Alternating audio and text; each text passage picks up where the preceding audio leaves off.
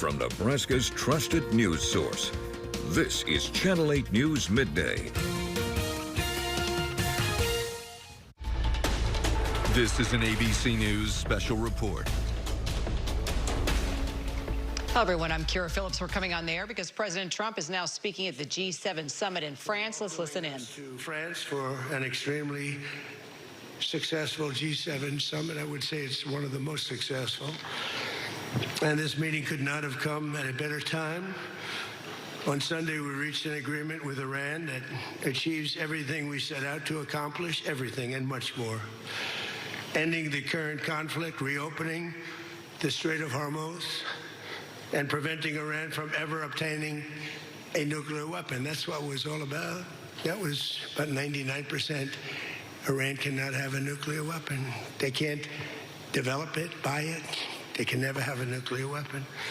At the same time, with this announcement, or close to it, as people started to think it was going to happen when Iran was making some very positive statements, the stock market has surged to record highs, picking up thousands of points over the last short period of time, thousands of points. And oil is dropping like it has never dropped before, at levels that went in numbers, down $7, down $8. They've never seen anything like that. But if we didn't do this deal, we could have dropped more bombs for another 3 weeks, 2 weeks, 4 weeks, 2 years. You would never have the Hormuz Strait open. You would never have success. Your market would have, instead of going up at levels that nobody's ever seen before, would go down at levels that nobody ever saw before, maybe except for 1929 or whatever. And, you know, all the tough guys don't realize that this wasn't a 3-month deal. This was years in the making. You know why? Because I was the one that killed General Soleimani. And if I didn't kill General Soleimani, we probably wouldn't be talking right now about this deal, because he was a mad genius. They never were able to replace him. But a lot of people forget that. The tough guys, you know, the tough guys that would drive the country right down the tubes. The past 2 days have provided a chance to discuss the details of this historic agreement with many of our closest friends and allies, including the G7 nations and many presidents and prime ministers. As you saw, Prime Minister Modi was here. We had a long talk. He's a great guy. They are thrilled that we made a deal, every one of them. There's not one nation that came to us and said, please, sir, keep dropping bombs on them. Please keep dropping bombs. The stupid people say that. But I'm thrilled to report, and by the way, those last 2 days were brutal. $200 million worth of bombs. And, you know, it is expensive too, by the way, aside from everything else. And they knew I was coming for a third night. We informed them we're coming for a third night. They didn't have their Navy, it's sunk. They didn't have their Air Force, it's gone, not one plane. They didn't have anti-aircraft equipment, so we got free reign. They didn't have their leaders, but they have a new group of leaders that I think is, actually, I think they're smarter. I think they're very smart. I think they're far less radicalized, and I think they're really good. They love their country. You know, you talk about regime change. Nobody will say that, but I guess that's, look, their one set of leaders is all gone. Their second set of leaders is all gone. Their third set of leaders a little bit gone, but for the most part, and frankly, I think that's regime change. I think they're going to behave much differently. I think they see a different way of life that they were never exposed to. So the one thing I didn't want to see is I didn't want to see economic catastrophe. If you kept this going, that could have happened. But all I know is every time we talked about the possibility of peace, the stock market shot up like a rocket ship. It never went down. They didn't like it. The people, you know, the stock market is more brilliant than anybody there is, including the people on the stage, other than me, of course. Let's see. I don't know. What do you think, Scott? Is the stock market more brilliant than you? No, sir. Oh, that's a terrible statement. All right. The stock market is quite brilliant. And every time we said something amazing, like we're going to settle, it would go up. And every time we said something negative, like, guess what, we're not going to be able to settle, it would go down very big, Peter, right? Very, very big. Tells you something.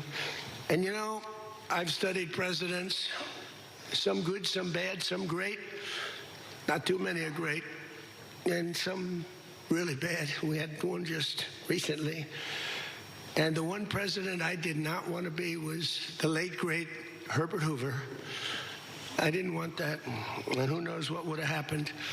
But bad things happen, so the past 2 days have provided a chance to discuss the details of the deal with the closest friends and allies, the heads of countries.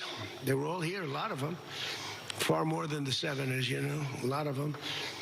And they put out a statement. I think President Macron, who did a great job, by the way, did a really fan, him and Bridget, they did a great job, but they all put out statements saying they love this deal because they want to see it over. And they love the fact that the hormones, don't forget, if we were going to drop bombs, let's say we went another month, another 2, 3 months, maybe weeks, could be another 3 months. Could be whatever. What do you have left?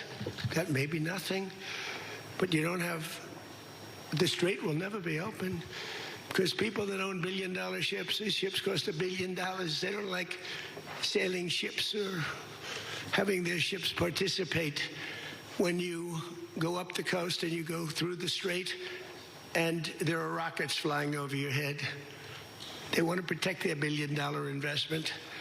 You wouldn't have oil for maybe years. These are stupid people.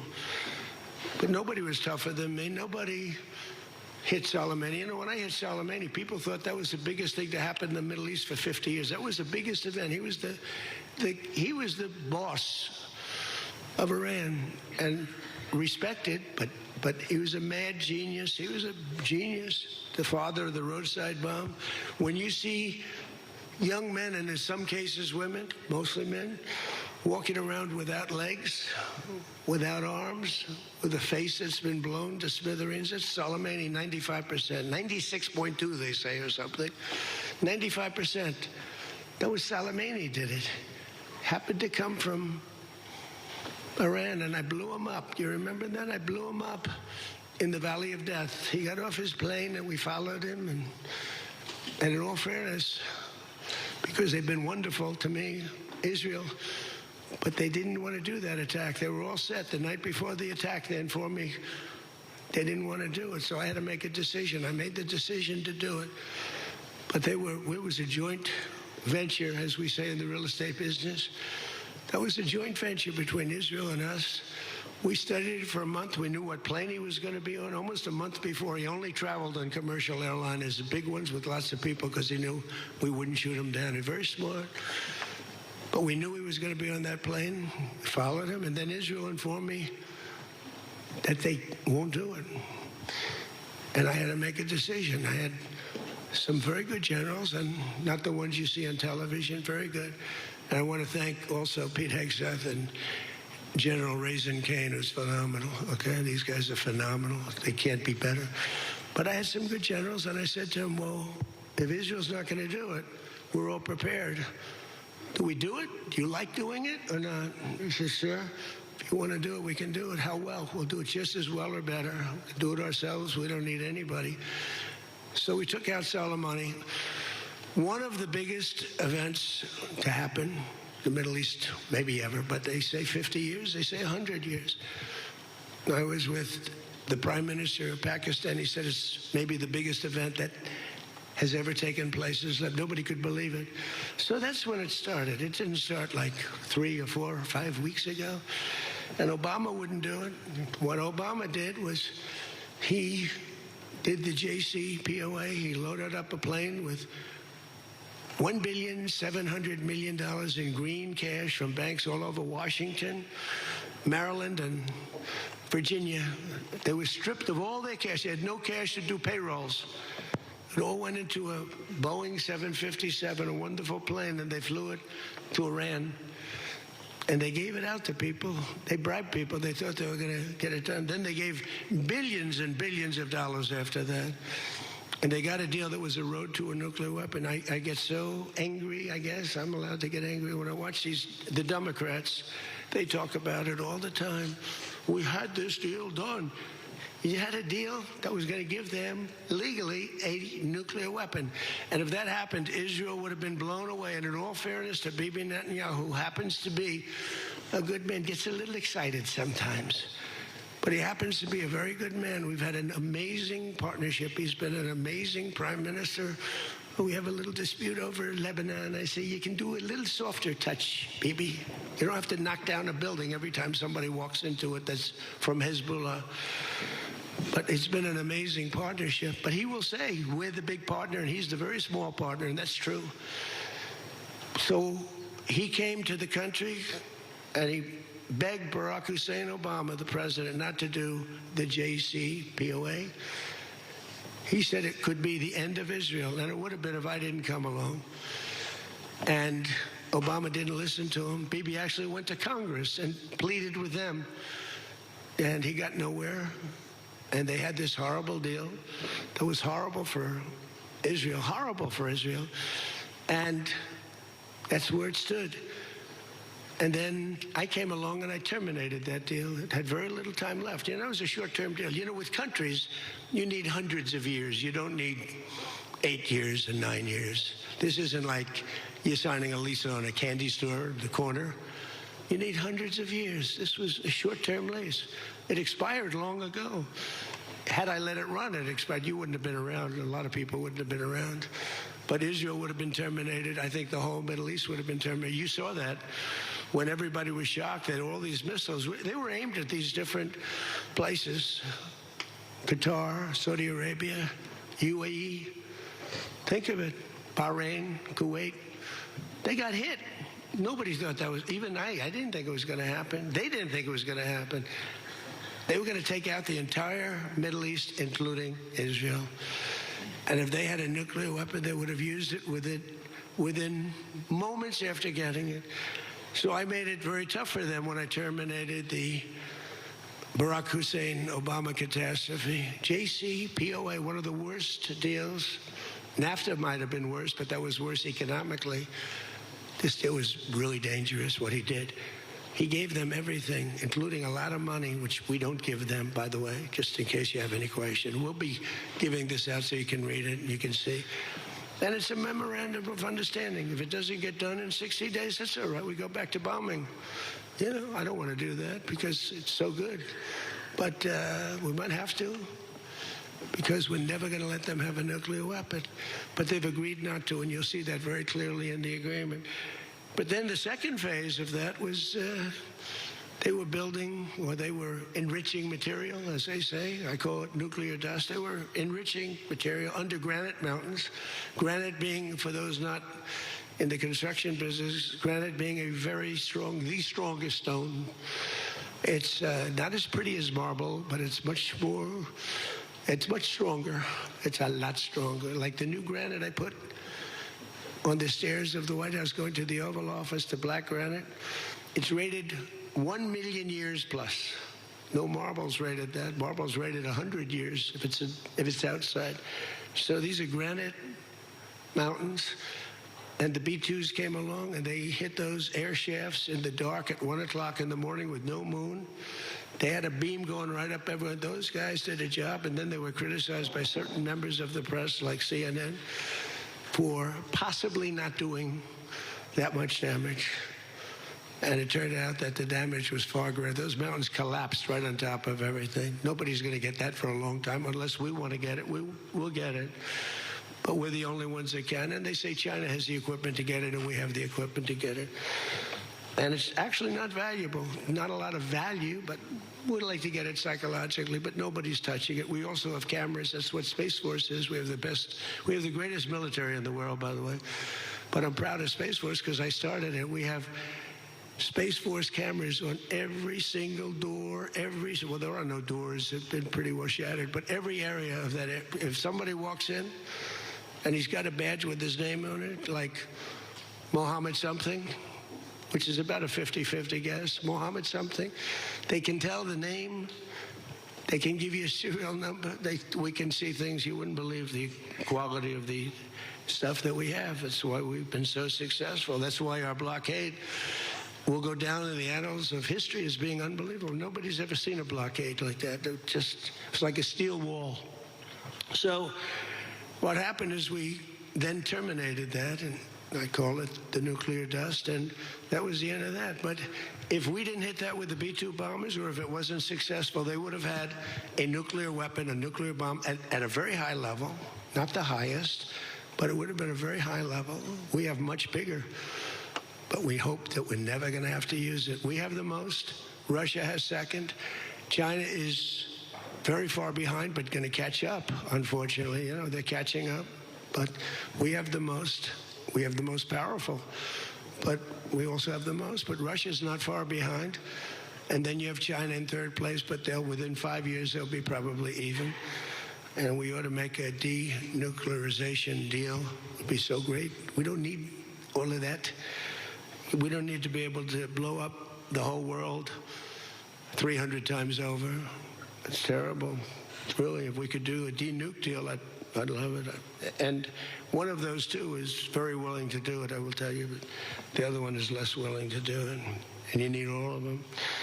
So the deal we reached with Iran on Sunday will be signed shortly, tomorrow, maybe the next day. Subject deals. My whole life is all about deals. That's all I ever did is make deals. And crazy things happen with deals. I've gone into deals where it's a guarantee. No way it can not be signed. And it doesn't get signed. And I've gone into deals that you have no chance of making, and they go like nothing. So, but we're going to most likely sign a deal. They want to sign a deal. And they've been acting very appropriately. They took a big 2 hits last week. Those were 2 very big hits. So importantly, Iran has agreed that they will neither produce nor procure a nuclear weapon. Neither produce, because originally they said, they talk about that they will not develop a nuclear weapon. And some people found it okay. These guys didn't, in all fairness, but some people, but I didn't like it. Said it won't develop. I said, what happens if they should buy? I don't know. It's very dangerous for somebody to sell, because whoever sells them a nuclear weapon will get nuked themselves. If they sold a nuclear weapon, only a few that could do it, they would be nuked. They wouldn't have that country long. So it's a very dangerous thing for somebody to do. But I wanted it in there. So it's develop, procure, buy, anything. And you'll see that when you see the agreement, but it's appropriate that we release the agreement. And we did send a copy to Israel, by the way. They've been a good partner. Again, I think they could do better with respect to Hezbollah. I'm not saying they shouldn't protect themselves. I'm saying when 2 drones are shot into the desert and drop harmlessly, you don't have to knock down buildings in Beirut. They could behave better. And frankly, they could do a better job. I love them as a partner. They were terrific. But they could do a much better job with Hezbollah. On that, I don't think they're doing well. And I feel very bad for Lebanon. Lebanon's been, it was a great culture. They had the professors, the doctors, the lawyers. It was an incredible culture, maybe the highest in the Middle East for years and years, centuries. And for the last 50, 60 years, they have been just trashed. They have been living in hell. So they'll work closely with us to turn over the so-called enriched material that's very deep in the bowels of the earth, very deep. Nobody can get it. So it's not important that we do it quickly, but we could do it fairly quickly. When we have a chance, we'll do it. But in the meantime, we have cameras on every inch of it. Nobody can do it. And if they do, we'll hit them with Patriots, that's all. And they'll be gone. And they know that. Technical discussions on the removal of all stockpiles of enriched materials will begin immediately. We're going to start that immediately. And unlike Barack Hussein Obama, who sent Iran pallets of cash, and any relief they receive under this deal, they'll have to get based on merit. And it won't be from us. We don't have to give them anything. But some people may want to invest. Like, what are you going to do? Say you can never, ever invest in a country? I mean, it's pretty tough. I don't mind being tough, but it's pretty crazy. You can invest in a country. You can invest in any country you want, but you can't invest there. Well, they need investment because we did $1.5 trillion, maybe $2 trillion worth of damage. So somebody's going to have to help them out. There's no guarantee about helping them out, and could be their neighbors will help them out a little bit. I don't know. But it's a lot of money. Almost nobody has that kind of money. That's the kind of damage that was done. But we're not investing any money. There was a fake story. There was a fake news story that got a man, a person, a good person. J.D. made a statement. It was a perfect statement. And they reported it in a very strange way. But that's why it's fake news, I guess. So we don't give them money. We don't give them any of that. And what happens is with time, if they behave, if they be a citizen of the world, a reasonable citizen of the world. And I think this group, again, I didn't do this for regime change, but I think this group is regime change. I mean, hey, the first group is dead. One little morning, having breakfast, the whole group, they thought they'd never be caught because we never bombed during breakfast, but we bombed. And they were all 88 people. And I'm not proud of that at all. But the second group came in and they were very unreasonable too. And they were all gone. They were all gone. And then the third group, we've been dealing with them. Couple left this planet, but we've been dealing with them. And again, they've been fine. I mean, I've had a lot easier. I've had some easier ones. They're tough, they're smart. Maritime traffic through the Strait of Hormuz has already increased very substantially, and a normal flow of energy will resume in the coming days, and trillions of dollars will be made by the world, and the stock market will, I believe, continue to rise. The only difference is that a player that's very volatile, very tough, very smart, frankly. You know, they have, in one way, a primitive culture, but it's also a genius primitive culture. They're very smart people, very good negotiators, but so are we. So rather than possibly going into a depression, rather than having your favorite president be Herbert Hoover, I was always the one I didn't want to be. I wouldn't have preferred Nixon. I wouldn't have preferred, there are plenty I wouldn't prefer, but the one I always thought of, Herbert Hoover, and he caused it. He raised taxes too fast, and he raised interest rates too fast, all at the same time. And it caused the Great Depression. So I don't think I'll make mistakes like that. I lower taxes, I don't raise taxes. In fact, we just gave you the largest tax decrease, largest tax cut in the history of our country. So we'll be working on a parallel effort with the Gulf nations to address non-nuclear issues, such as the conventional ballistic missiles, which we'll be talking about, and support. I mean, they have to have some because other people have some. You got to have some. Somebody said, you shouldn't give them one. I mean, I have guys, I like some of these guys, but I don't think they're smart. Sir, you shouldn't let them have any missile. I said, well, what am I going to do? Am I going to let Saudi Arabia have missiles, but they can't have them? Yes, sir. It doesn't work that way, you know? It doesn't work that way. And missiles aren't the problem. Missiles are, they hurt a little location, but they don't blow up the planet. So the Gulf nations will address the non-nuclear issues. We'll be talking about the ballistic missiles, and we'll talk also about the terrorist proxies that they have. That we don't want that to happen. But I want to thank our partners in both Pakistan and Qatar. These people work so hard. And they knew them a little bit.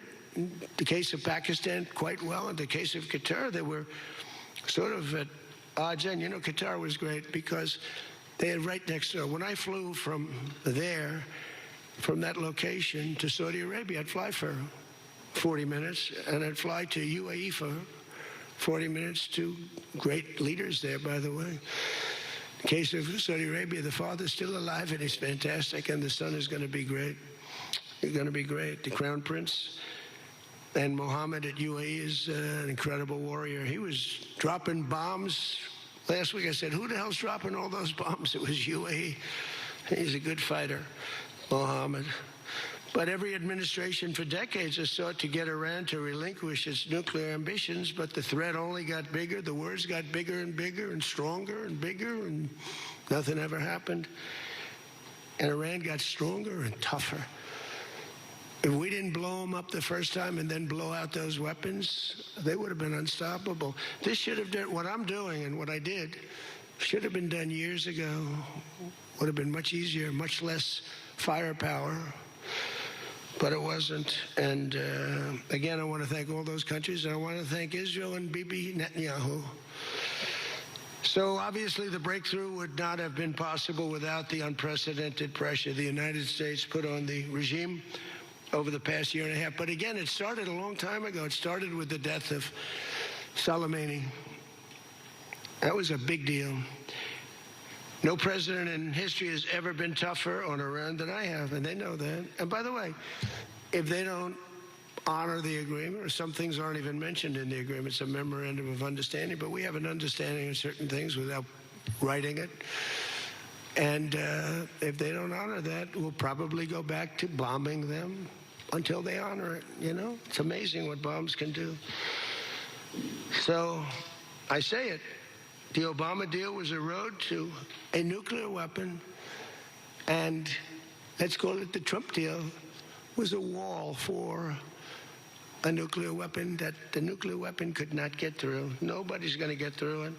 We built a wall. They weren't going to have it, and that's what we have right now. And it says very clearly, the most important clause to me, too, number one, the Strait opens, but that's much less important than the other clause, clause number whatever, 5, 8, is a very strong statement that they will never have a nuclear weapon. And it doesn't say they'll have one in 5 years or 10 years or 20 years. With Obama, they were able to enrich very quickly. This agreement now provides Iran with a historic opportunity. If they follow the path of cooperation, will have opened for them. Their country will have a chance to survive. Now think of it. You know, they have 91 million people. People want me to bomb the bridges. Why don't I bomb? I already did, because, you know, they went back on one of their promises, and I bombed their biggest bridge, the equivalent of that was the George Washington Bridge of Iran. But we bombed that bridge. You saw that. One quick strike by an F-22, the most beautiful fighter jet ever made, by the way. In fact, we're ordering some more of them. We're bringing it out because it's so effective. It's incredible. It's incredible. Well, look, we have the greatest military in the world. Those B-2 bombers are unbelievable. Who would have thought they could handle? Each had 2 because the flight was so long, but they handle 3 of the biggest, heaviest bombs, hundreds of thousands of pounds, and they handle them like they're nothing. It's amazing. And also, they're undetectable. They flew into Iran, totally, think of it, totally undetected. Now, Iran's waiting for them. They're waiting for them. And they never saw them. 1 o'clock in the morning, they never saw them. They're stealth. And we just ordered 22 more. The newer, upgraded version, which I guess is better. I don't know how the hell you get better. But as I expressed to the world leaders here this week, it's my hope that the peace agreement will be the beginning of a much larger deal all across the Middle East. We're very close. Look at the job we've done in Gaza. Look at Hamas. Hamas has been very silent. You haven't read anything about Hamas. And we're trying to get them unarmed. You know, they grew up with a machine gun in their hand. I think they actually, when they were born, they came out with a machine gun in their hand. So it's not the easiest thing, but they've actually, you know, behaved pretty well, considering this was not the lifestyle that they were taught to have. But including an end to all Iranian aggression, they're not going to be Iranian aggression, and an end to war and terror in Lebanon. So the Lebanon peace is something we'll have to work on a little bit. It's a very small piece of the puzzle, actually, but it still makes a lot of noise. The big deal is the Iran deal. That's where the money is, where the power was. But they have Hezbollah, and we got to get that done one way or the other. We'll do it. I think Israel can do a much better job on it. Syria would love to do it. I was very responsible for the gentleman at Syria that's now the president of Syria, he's done a tremendous job. He's put that country together in a year and a half. Sort of like our country, a year and a half. It's pretty similar size. They said, please don't put him there. He's a very violent man. Al-Qaeda. I said, well, I know one thing, a Boy Scout's not going to work. And he's actually done a very good job. He'd love to go in, and, Hezbollah's an enemy of his, and he'd go in, but he wouldn't knock down buildings every time he hears there's somebody. He'd just go and get them with precision. But I don't know that people want that. Maybe they don't. Maybe Lebanon doesn't. We have to be guided a little bit by Lebanon. And by the way, the president is going to be coming, Prime Minister, President, going to be coming over to see us very shortly, over the next week or two. Good man. He's, man is living. What a tough life he's got, because he's got tough groups of people. And it's amazing. Amazing there is a Lebanon with all they've been through. They have been treated worse than just about, I think, anybody. Disrespected incredibly. So the expansion of the Abraham Accords is the other thing that we hope we're going to get. And I think Saudi Arabia, if they lead the way, they'd be doing themselves a big favor, because everybody that's in it, UAE went in right from the beginning. Again, he's a warrior. And they never got out. Nobody ever got out. You think maybe during the war, they were all afraid of, everybody was afraid of Iran. And that's why we ended up with the original members. But then when the election was rigged, that's right, and I wasn't here at all, nobody cared about anything. The country went to hell in every way. That was the least of it. Middle East was the least of the country went to hell, allowing 25 million people into the country, unchecked and unvetted, many of them criminals, many of them murderers, 11,888 murderers allowed into our country. So this was the least of it. But the past 2 days have also provided an opportunity to discuss a number of other key issues with members of the G7 and our partners. Yesterday morning, we had a productive conversation on the war in Ukraine. I spoke with President Putin. I spoke with President Zelensky, and he was there. And President Putin I spoke over the phone with. And something's going to happen. There's a lot of people, a lot of soldiers are losing soldiers. Both are losing a lot. Russia's losing more because they're the offensive ones. And when you're offensive in war, you lose more. Pretty simple. But I provided an update on my call Sunday with President Putin and expressed my continued hope. We had a very good conversation with President Putin and a very, very good conversation with President Zelensky. I think they both want to do something. They just don't know how to do it. They want to do it. They just don't know how. In our session yesterday afternoon on international partnerships, I offered an update on how the United States is leading the world in responding to the Ebola outbreak in Africa, sending $375 million in aid so far to help stop and contain the crisis at its source. And we've done great. I was with the president of a couple of presidents came over, by the way, from African nations, and they were so happy with what we did. But where it's unfair is we gave $375 million. The rest of the world gave essentially nothing, maybe a couple of bucks, but nothing. And they were all saying, thank you so much. And I think they've done a good job. It's a terrible thing. Ebola is a terrible thing. That's an unbelievable one. Fortunately, it's not like COVID where it's that easy to spread around, but it's rough. And we've done a good job. We've moved people to certain quarantines, certain locations. But today we also had excellent meetings on the economy and artificial intelligence, which is amazing what's going on with that. It's going to be the biggest thing ever. We have to be very careful with it. It's both great and could be bad. We have to be careful with it. But we're leading China. We're leading the world on that. We're allowing them to do their own electric plants because they need, as an example, those buildings are so big. And they're not taking the community's electricity. I gave them the right. It's my idea. I gave them the right to build electric plants like Con Edison in New York. Dig we must. And they've come up with plants that nobody's ever seen anything like them. Those are by very high IQ people. So they're actually building electric plants So, because otherwise they could never build a building, because the grid is old and tired and broken and a mess. So they're building it, and they're going to sell very cheaply, they're going to sell their extra electricity into the grid. So we take care of a lot of things, like California, which doesn't have nearly enough electricity. They don't know what they're doing there. And instead of having blackouts and brownouts, they'll be able not to. We found a great deal of unity here at the G7, and we signed a declaration on illegal immigration, the first time ever for a G7 statement. They did a beautiful statement. We signed other agreements to step up and to really coordinate and spend a lot of time coordinating drug trafficking and the stopping of drug trafficking, which is crazy. It comes through Mexico, comes through the southern border, the little that comes through. They find a way, they put it, they're genius. If they would use that genius for good, they'd be very rich people. They have it in engines, they have it in hubcaps, they have it in areas you wouldn't even believe. They have it in the structures of cars. Most incredible thing.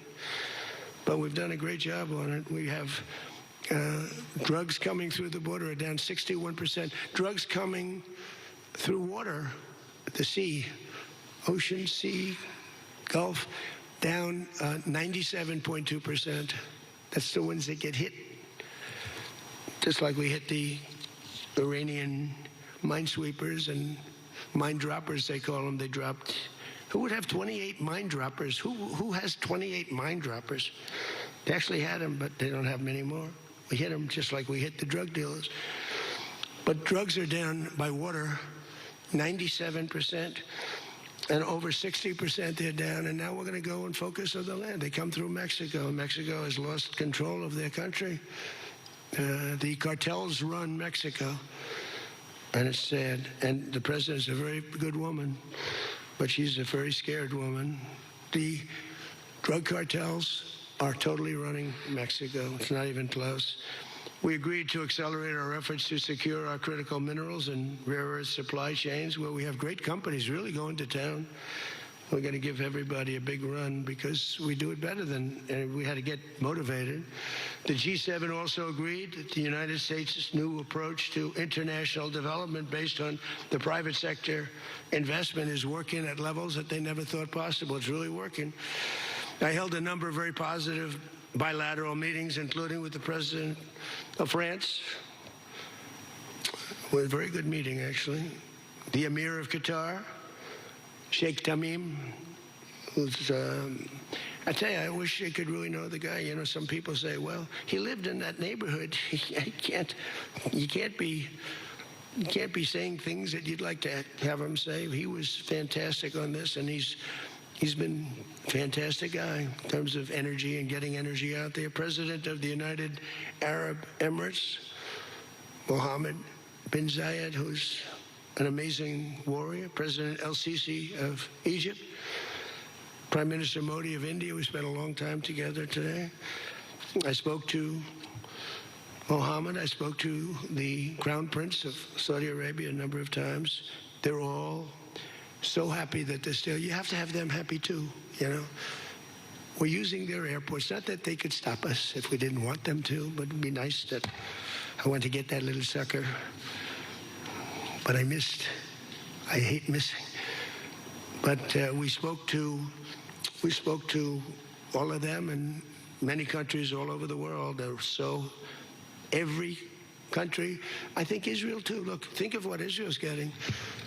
They're not going to be nuked.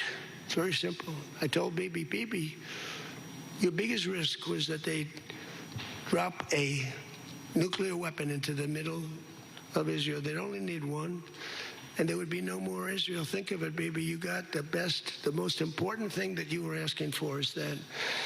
So I think they're happy. Some people are going to be, not him, but there are some people, some writers, some that I thought were friends of mine, but I don't want them as friends anymore because they're either stupid or they're bad people. But we stopped nuclear holocaust, and it stopped too. I mean, there's not going to be any of that. So from the beginning to the end, it was clear that this week America's back. It's bigger and better and stronger. We're more respected as a country right now, I think, than we ever have been. And we were a laughingstock 2 years ago. They would laugh at us. We had a man that should have never been there. You know that. A man that would walk up to a podium once every year, and they'd ask him, what flavor ice cream do you like? I like vanilla. Then he'd try and find the stairs, which he couldn't find most of the time, and he'd leave. This is very unfair reporting. And then you said you didn't know about that. You didn't know there was something wrong. We can never let that happen to our country again. To me, we had the worst inflation ever. We had the worst in prices and the costs. It's all coming down now because the oil is bringing it down. You're going to see numbers that are going to be amazing. But this evening, I look forward to a very special dinner with President Macron and his fabulous wife at the Palace of Versailles. I sort of like that palace. Palace has a lot of gold. I want to check it out. It's a beautiful palace, maybe the most beautiful of all. I hope you're going to get to see it. The ones that are traveling with me, I hope you're going to get to see it because it's amazing. But they asked me if I'd stay a little bit longer and go to Paris. So I'll get home a little bit later, but it'll be a nice dinner. But I'm interested to see it. That's the ultimate, I guess. It's the ultimate of its type. Louis XIV. Celebrating the 250th anniversary of America's founding and America's oldest alliance, and we're celebrating that a little bit tonight. They'll have the biggest people in Europe at the dinner, and those people love our country, and hopefully Europe's going to find its way. Europe is having a lot of hard times. They're doing some things very badly on energy and on immigration. They're doing things very badly, and we'll be talking about that tonight. So with that all said, if you want to ask us any questions, and feel free to ask the people behind me. Yeah? Peter? Bonjour. You've been clear, President Trump, the United States is not going to directly pay Iran, but the U.S. is going to let the Iranians start making billions of dollars, selling oil, accessing this reconstruction fund. Only if they're doing things right. Peter, we're not doing anything. We're not putting up money. Only if they're doing things right. If they're doing things right, if people want to invest, they can invest. But they had this $300 million fund. It's only $300 billion fund. It's only if they're doing things right. Remember this also. When you talk about billions of dollars, they've had much more than $1 trillion worth of damage done. They got a long way. There'll be 15 to 20 years to rebuild what they have right now. So they have to behave themselves. If they're not behaving, they get hit again. They'll be hit again because we can do it very easily. It's going to take a long way for them to build back their anti-aircraft stuff. It's going to take, and the other thing, I want to thank China, President Xi. I was with him, and he stayed neutral, totally neutral, and I appreciate it. And I want to thank Vladimir Putin. He was very neutral. They could have made it much more difficult for us. And I want to say it. Somebody would say, "Oh, that's terrible. He's thinking President Xi of China." Well, let me tell you, I had a long talk with him. They have shoulder weapons to knock down airplanes. That it's not like the real deal, but they're accurate. They're fairly accurate. I said, I would really appreciate you're not giving or selling any of that stuff to Iran. And you know what? For the most part, he didn't. So I just want to thank them because they made it a lot better. Can you explain, though, what the difference is between giving Iran U.S. dollars and unfreezing U.S. dollars for Well, the unfreezing is an easy one to answer.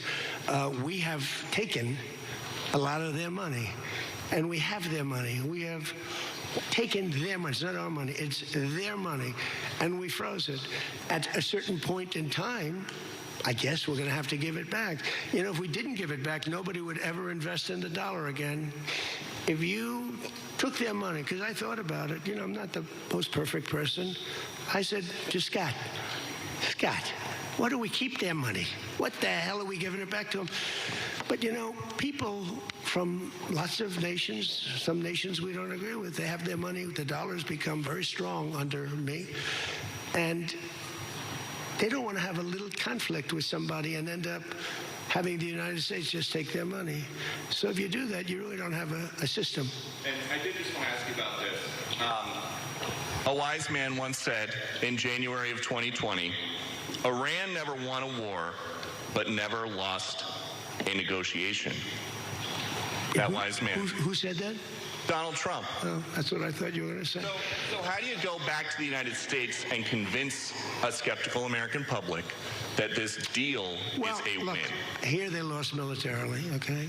It's very tough because I know that no matter what, if I would go, by the way, if I'd go another 3 or 4 weeks, those same people that are critical would say, he went too long, he should have done, no matter what.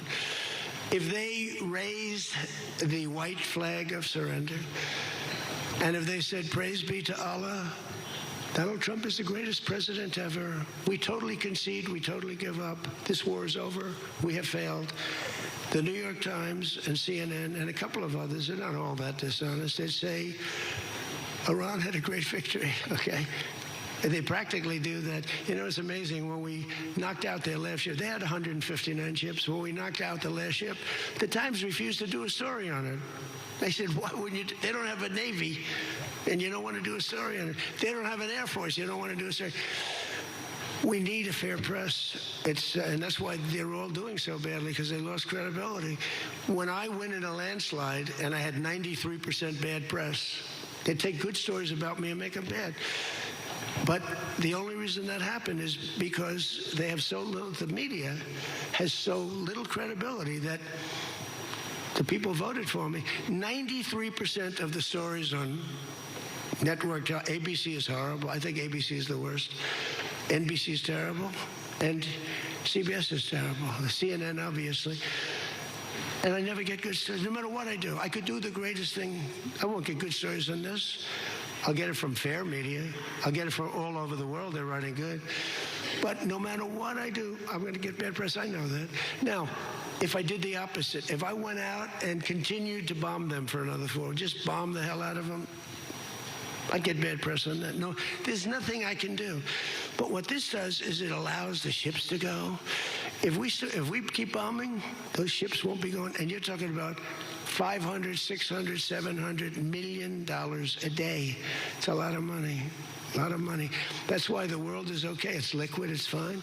Also, we run out of reserves in about 4 weeks. There are reserves all over the world, and we would really run out. And there'll be a time when you wouldn't be able to get it. And you want to see bedlam? So for all those so-called geniuses that want to show me how smart they are, ask them why didn't they blow up General Soleimani? Ask that of the general and a couple of other people that I like very much, but boy, are they wrong. Go ahead. How about you? Thank you, Peter. I'd give you more, Peter, but people will say I like you too much. Thank you, Mr. President. Bonsoir, Mr. He told me that first day in office, he asked me like 7 questions. I answered all of them. Is this true? He said, he just answered more questions in one meeting than Joe Biden did in 4 years, okay? I'm not going to get you in trouble, but that's what you said. Go ahead. Bonsoir, Mr. President. In The Art of the Deal, you write about the importance of leverage. Yeah. Obviously, you have a lot of leverage when it comes to Iran, whether it's militarily or through economic sanctions. What leverage, sir, do you have when it comes to Israel and Hezbollah to ensure that they abide by the ceasefire? Well, I think we have leverage just by the fact that we really have Iran now has to be good. They have to behave. And we might help. That's a much smaller conflict. It's a conflict that should be able to be over with. I'm surprised it's taken so long. And it's a much smaller, but we have a lot of leverage. We have the greatest military anywhere in the world. We have the strongest, most powerful. Look at the blockade. By the way, the blockade was more impactful than all of the bombing raids where we dropped $1 billion worth of bombs on Iran. The blockade was so incredible. The naval blockade, the admiral, the whole thing, not one ship got through. That meant no money got through. They were dying. They had no money. They have inflation that's 250 or 300%. They have no money. We have tremendous leverage. We have the leverage of the economy as an example. We'll get that done. That's a small one, and we'll work with Israel and get it done. But I'd like to do it. I mean, you have people living there. Buildings are being dropped on top of them or right alongside of them. How would you like to live there? It's so unfair, especially Beirut. You go into Beirut and I looked at the scene 2 days ago, yesterday, where they hit. That was a big hit. That was unnecessary in my book. Yeah, please. Two questions. If you could clarify something you said just a few minutes ago. One of the goals of Epic Fury going into it, you said was... Say it again. Speak up. Sorry. One of the goals of Epic Fury, you said going into it, was to destroy Iran's ballistic missiles and its capabilities to build more. Yeah. Why is it acceptable to you now that they keep some of that capability? And Iran is... What are they keeping? What are they keeping? They have less than other nations now. We knocked out probably 85% of their missiles. The rest of them are underground. They can't even get them out. You know, the other night's raid, I think it was on the first night, we knocked out hundreds of their missiles. Actually, by mistake, we were hitting an area, and you can sort of see when the bombs are going off, and then you see one that looks like, wow, what happened? A lot of missiles knocked down. No, but what are you going to do? Let's spend another 2 weeks and give them none. They don't want to be firing missiles right now. They're going to have a hard time rebuilding. They're going to have a hard time rebuilding. And if people from the Middle East, if people want to invest, and again, they don't have to invest at all, but if they do want to invest, it does have oil. It does have probably a future, but it's going to take a long time. But are you going to let the 91 million people starve to death? I mean, one of the things I was very intent on, they have water desalinization plants, very good ones.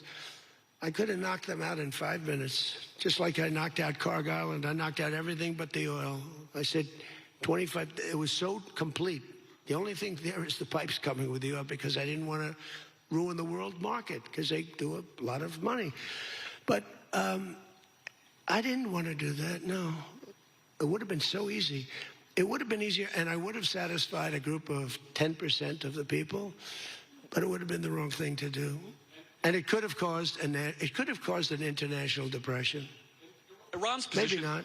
Iran's position has always been that their nuclear program was for civilian purposes. If they come back after the signing of this and say they want to continue to have a civilian nuclear program, is that acceptable to you? Well, I've said to them always, I say, look, you have probably the third largest oil reserves in the world. What the hell do you need nuclear for? You need nuclear for some electricity? So I've always felt that way. So we've been pretty tough in that. It is a little hard, though, when you say that somebody wants it, other people have it, other adjoining states have it, and you're not letting them have it for purposes of electricity and things like that. It's always a little tough. You have to use a little common sense, please. New York Times, please. Thank you, Mr. President, for the question. Now that you're approaching a new phase in this conflict with Iran, can you now say whether you will hold anyone in your administration accountable for the strike on a school that killed more than 100 children on the first day of the war? No, if it was a fault, and as you know, that's under investigation. It's such a strange question to be asked at this date. You're talking about a long time ago, but nobody did that on purpose. I guess you'd have to say about them, what about the thousands of soldiers that they blew up when they opened their car door? What about the thousands of people that were killed by Iran? No, mistakes are made. War is nasty. But I know it's under investigation, and I could have a report for you tomorrow. Or I would ask Pete Hegseth that question, because they have it under investigation. Please. Mr. President, you've been saying all week that this deal permanently prevents Iran from getting a nuclear weapon. But the drafts of the deal that have been floating around barely mention Iran's nuclear program. So can you explain how exactly the deal achieves that goal? So when I say permanently, it should be permanently. But if it's not permanently, we will bomb them. They will be bombed, just like I bombed them on Wednesday night and Tuesday night, and was going to bomb them on Thursday night at a level that was 3 times greater, and they knew that. I will bomb them. Now, that's with me as president. If you have a weak, pathetic president, maybe that doesn't happen, but I can only do the job that I have to do. I have a long time to go. I have almost 3 years, close to 3 years. Time is going fast. But our country's become, we're the most respected country in the world. Those leaders today, they said, we used to laugh at you. 2 years ago, the same guys, they'd laugh at the country. And now they say, you're the most respected country anywhere in the world. Militarily, even military. Take a look at what happened look at what happened in so many different locations. Afghanistan, that